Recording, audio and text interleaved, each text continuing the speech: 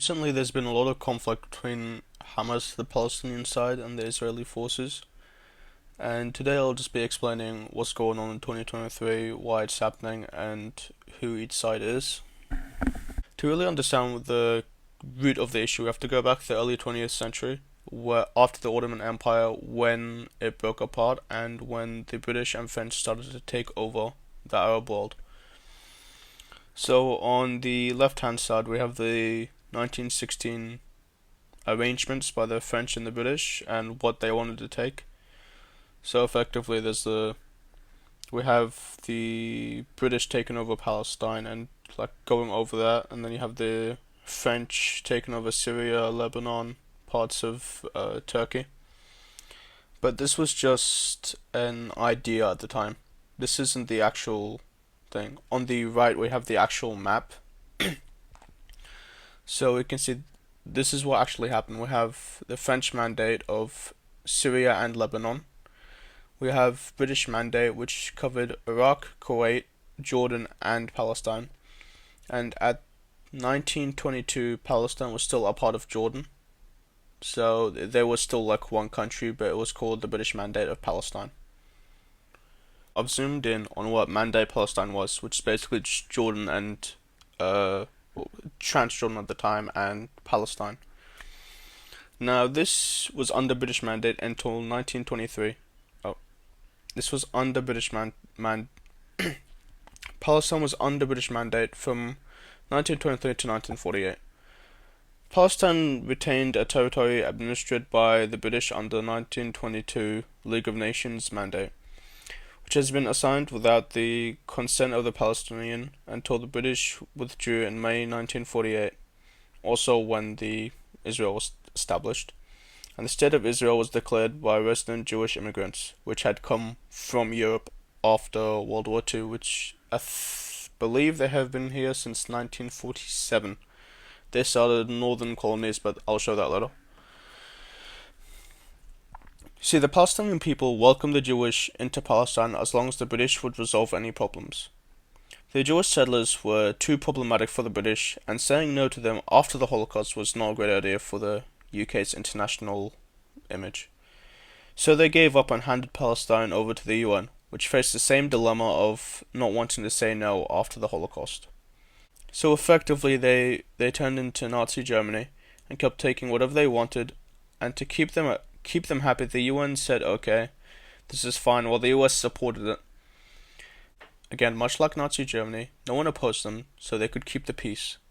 Keep in mind, this is post-World War II, still going over the recovery phase. So the Jewish settlers just kept on taking more and more of the Palestinian land. And they just kept on getting more power hungry, and getting more and more violent increasingly by the year. And this is a map by a let's say British like Jewish source, I guess.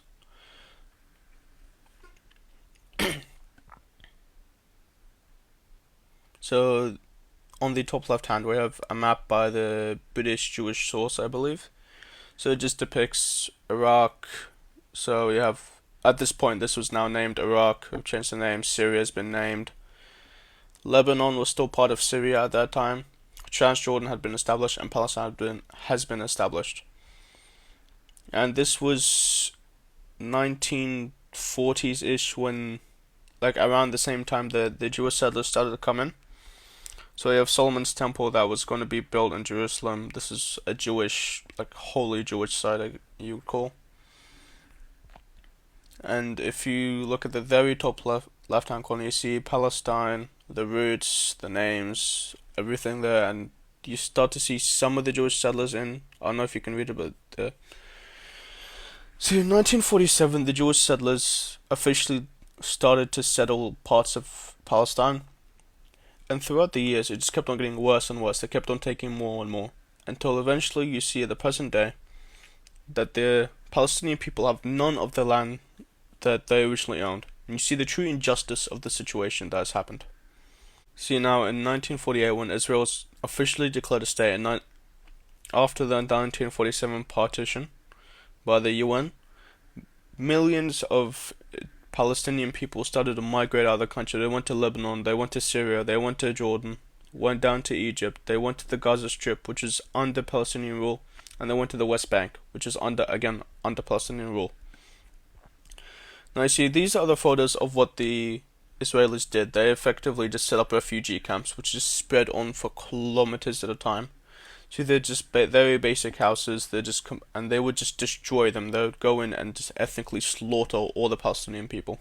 So on this slide, I've kind of made it like a game. You can try to guess which one's a Jewish Nazi concentration camp for the Jewish people, and which one is a Jewish concentration camp for the Palestinians.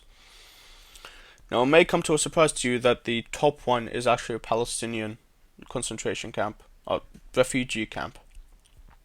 They call it a refugee camp, but it's really not. And you can see exactly the same houses just stretching off for kilometers at a time. Just exactly the same thing over and over and over again. You can see in the bottom there's just houses just lined up one after another, one after another. And you see in the Palestinian refugee camps, again, tents and houses, one after the other. Very poor people, no food, no water, no electricity, no human rights. They're just encased in a little place, which is effectively what Gaza is. These top photos are from the Gaza refugee camps. What it is, they have no fresh water, no electricity, no army, no freedoms, no rights.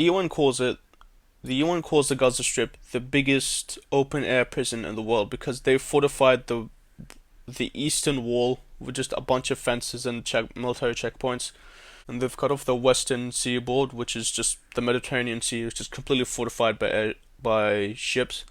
So effectively, no one can leave.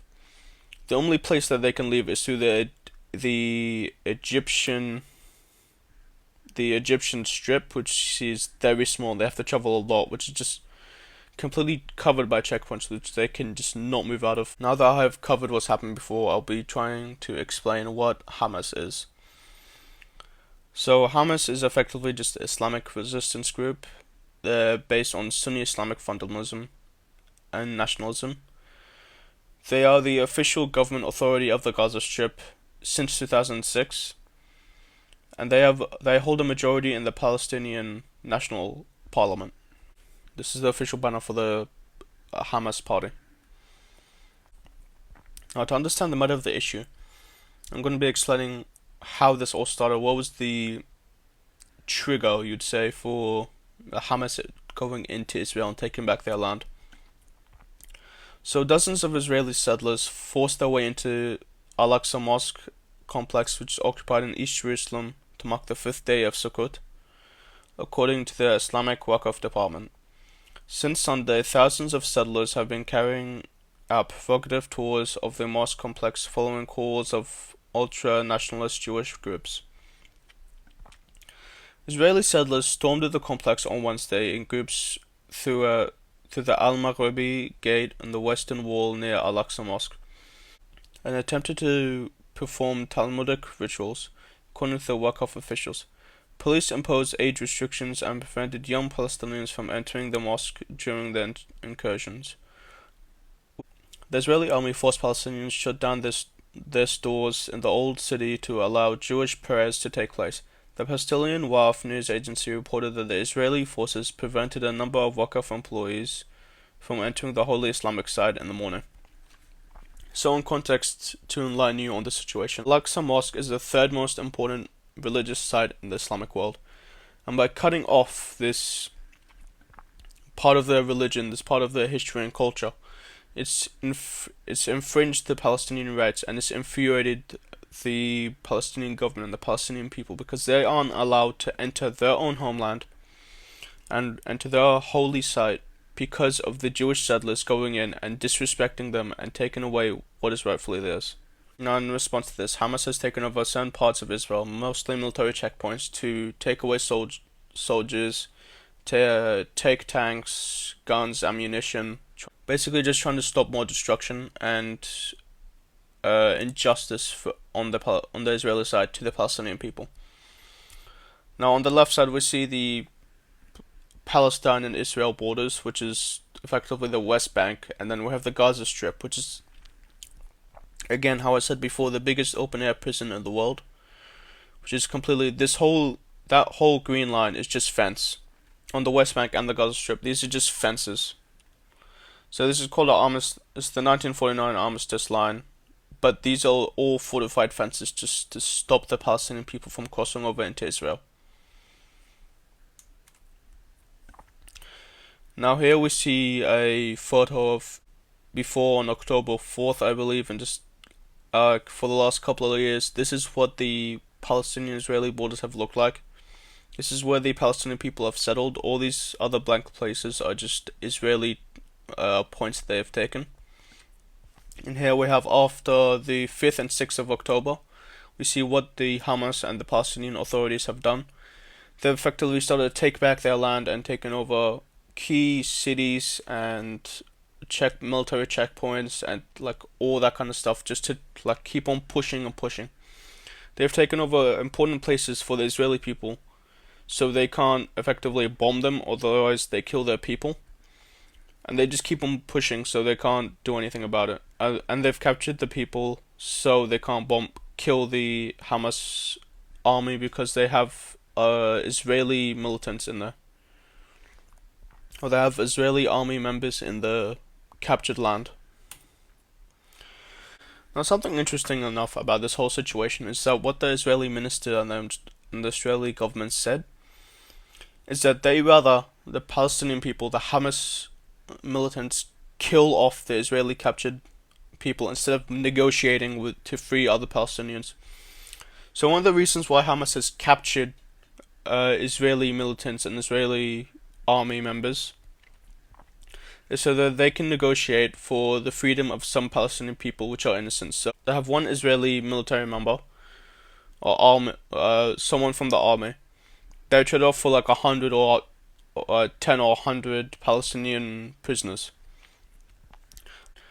Now the issue with this is Hamas has captured many of the Israeli army, and the Israeli government doesn't want to trade in those Palestinian people for the Israeli army members.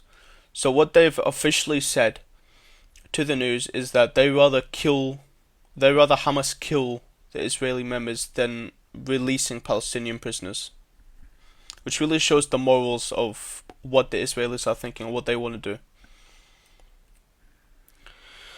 Now, following this, the Israeli government has led airstrikes on the Palestinian land. They have bombed numerous cities, numerous areas. They've killed civilians, they've killed children, they've targeted hospitals, they've targeted schools, they've targeted everything but the military places of Hamas.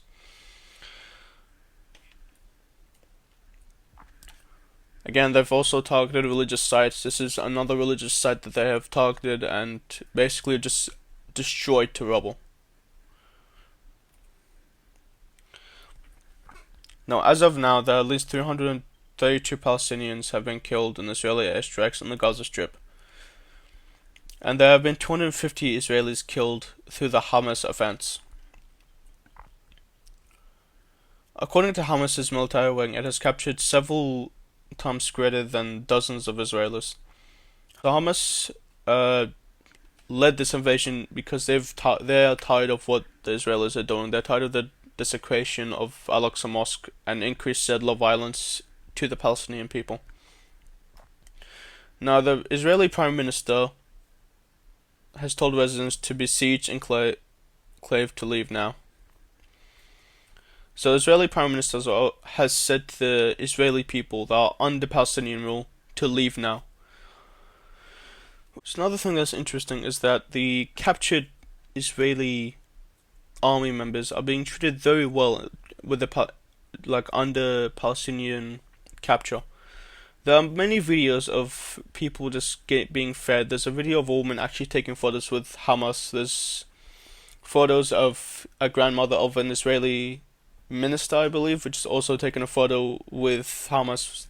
Hamas are being very peaceful to anyone that isn't violent towards them. So their whole idea of the campaign is they went in, they're killing anyone that's fighting against them. They're just taking back their land that they want. Anyone that isn't violent, they're not killing. They've captured some army members, but they haven't killed them if they haven't fought back. They haven't done anything like that.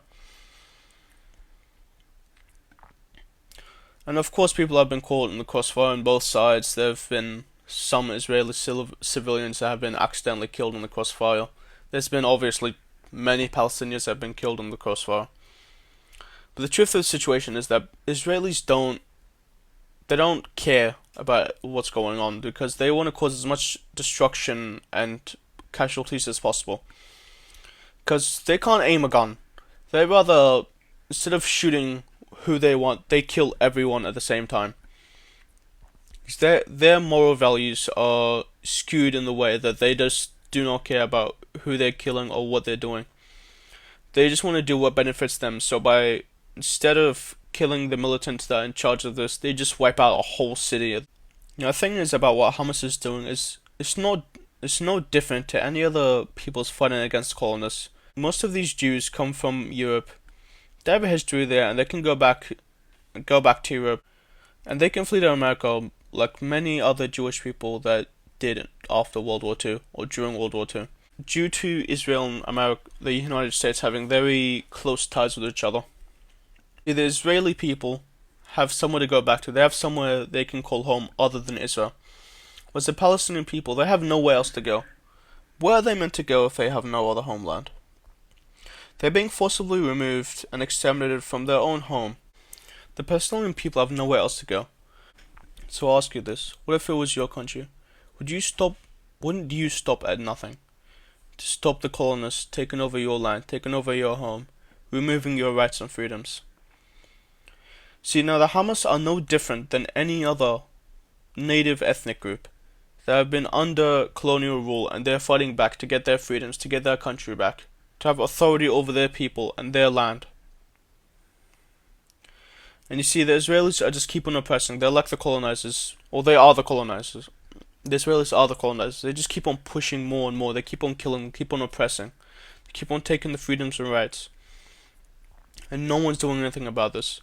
See, the whole world is against colonialism, but yet it's still happening. Israel is still colonizing Palestine. It's still taking away their land. It's still killing their people. And why are we against this? Because you see, Palestine is no different than Ukraine. They're just like Russia is like Israel, they're just pushing in, but the whole world is against Russia. But why are they with Israel? See, the Colombian Prime Minister said something very interesting, which I'd like to quote. We've done nothing when the US coalitions have gone into Libya, they've gone into Syria and Iraq. They did nothing. And the reason the US went in there is to take the oil, take the minerals, and suppress the people. And oppress the people of these countries. And we've done nothing about it. There was no outrage, there was nothing for these innocent people. And then you have Ukraine. Everyone is on Ukraine's side against Russia. All of a sudden the tables have turned. And then we go back and look at Palestine. And look at what Israel's doing to Palestine. It's no different to what Russia and the US are doing. But yet we still support Israel. Even though the Palestinian people have no choice and they're just being oppressed and no one's doing anything about it. See, in recent events, the US President Joe Biden has approved the emergency military package to the Israeli occupation worth $8 billion. This is quoted from Joe Biden, obviously. This morning I spoke with Prime Minister Netanyahu about the horrific and ongoing attacks in Israel. Biden said in a statement, "The United States has unequivocally condemns the appalling assaults against Israel by Hamas terrorists from Gaza. And I made it clear to the Prime Minister Netanyahu that we stand ready to offer all appropriate means of support to the government and people of Israel. Terrorism is never justified. Israel has a right to defend itself and its people. The United States warns against any other party hostile to Israel seeking advantage in this situation." He continued, My administration's support for Israel's security is rock solid and unwavering." See, the ironic thing about this is effectively that Palestine is just throwing rocks at Israel, which has nukes, which is like the Hamas isn't funded by anyone. They have minor support from Lebanon and Iran, but they don't actively fund. Like those countries don't actively fund the Palestinians. They don't actively fund the army or Hamas. Whereas Israel's funded by the United Nations, they're funded by NATO, especially the US. They throw billions of dollars into Israel for no reason at all.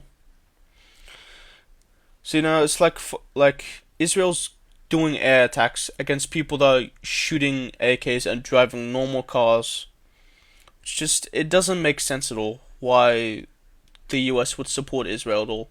Especially when the Israeli people are so incredibly racist to everyone, including the United States people. They hate anyone that isn't a white Jewish person from Europe. Now, I'll be showing a video of a victim of the airstrikes that's happened very recently in the Gaza Strip. Who did you lose? أبويا وأمي وأختي وأخويا الكبير ومرت أخويا ومرتي وابني البكر وابني الثاني 16 سنة وبنتي وابن أخويا وبنت أخويا ومرت ابن أخويا وطفل 3 شهور وولاد عمي 2 وولاد عمي 3 أطفال بنات ابن عمي جريمة. See, the unfortunate situation about this whole thing is that these people are innocent. They're like this 3-month-old child, this 16-year-old boy, these girls, these women, they have nothing to do with this. And they're just being bombed for no reason at all. Israel's decided to target innocent people for no reason. Because they've just taken advantage of the situation and they've just decided to push on and just slaughter more innocent people like they've always done. Now it is interesting that he calls them anti-Semitic when Semitic refers to the native people of West Asia, such as the Arabs. The word Semitic refers to the people whose native tongue is Arabic, Aramaic, and Hebrew, of which the current day Israelis do not actually speak. They originate from Europe and they originally speak Yiddish, which is a very similar language to Hebrew. But the actual origin of Hebrew comes from Egypt, and it died hundreds of years ago. It's only recently been revived as the official state language of Israel. Prior to the state of Israel, the Jewish of Europe originally spoke Yiddish, which is a very similar language to Hebrew, but with minor differences. So the European descendant Israeli yells at a Palestinian Arab woman, "Are you anti-Semitic?" to a Semitic person, while himself not being Semitic. If anything, the whole apartheid state of Israel is built on the foundation of anti-Semitism against the native Semitic people of the land, which they have colonized, the Arab Palestinian people.